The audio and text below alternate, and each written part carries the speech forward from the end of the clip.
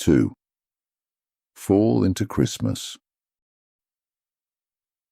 As afternoon surrendered to evening, I sleepwalked through dreamy city streets encased in streams of translucent light, entranced by nature's delicate display.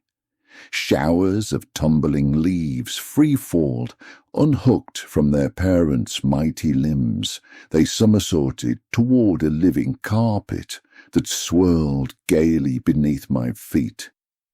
Drunk on this fleeting transience, I stumbled wrong-footed down a side street to find myself surrounded by sideshows that sickened wonder with mockery.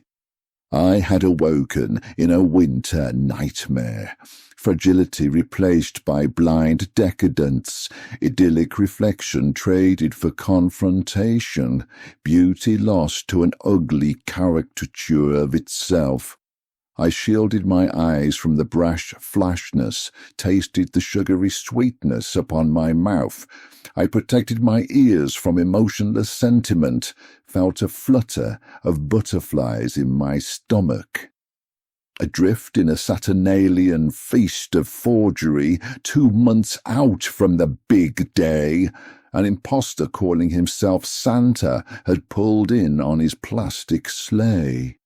Pumpkin was still on my palate, and ghouls crowded my mind. But now came the Frankfurters to rule this everlasting Yule.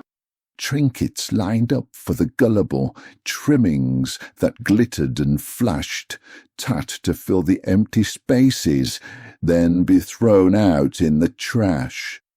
An aural oil slick of festive muzak spewed out from beneath the beard of a mechanized Santa, perched precariously atop an alpine timbered temple, his rotating mug mocking me as I tried to escape. I careered into a carouseled carnival of carved horses, their listless circular gallop invoking seasickness, while a distorted wall of pipe organ antagonized my equilibrium, forcing me to gag and retch. With sanity deserting me, I made a break for freedom. Mind tripped, my legs moved, though my brain made no sense of direction. Aimlessly, I pushed my way through revelers. One man turned as I shoved him aside, shouting, "Steady on, friend. Don't you know it's Christmas?" "Baubles," I replied, "for you are mistaken, friend. Autumn has been stolen by market forces." Past pretzel nibbling, bratwurst biting, glühwein guzzling, schnitzel scoffing folk I ran. They shuffled along like bloated sloths, mooching for meaning in the half-light. They were hypnotized by knick-knacks that blinked with a wink or a twinkled glint, blind to the trap that reflected back from inside glittered glass globes of snow. Ahead, I caught a fleeting glimpse, a shaft of sunlight on a canopy of gold as falling leaves rained down, a living oasis in a desert of synthesized sand. Oh, how I tried to make it through, to reach that divine symbol, but whenever I neared its evanescent form, it faded further from my reach. Deep flakes of fakery covered reality, spreading festivities that frolicked without end. Minutes turned to hours, days to weeks. Exhausted, I fell to the ground beneath the monstrous 65-foot fur edifice.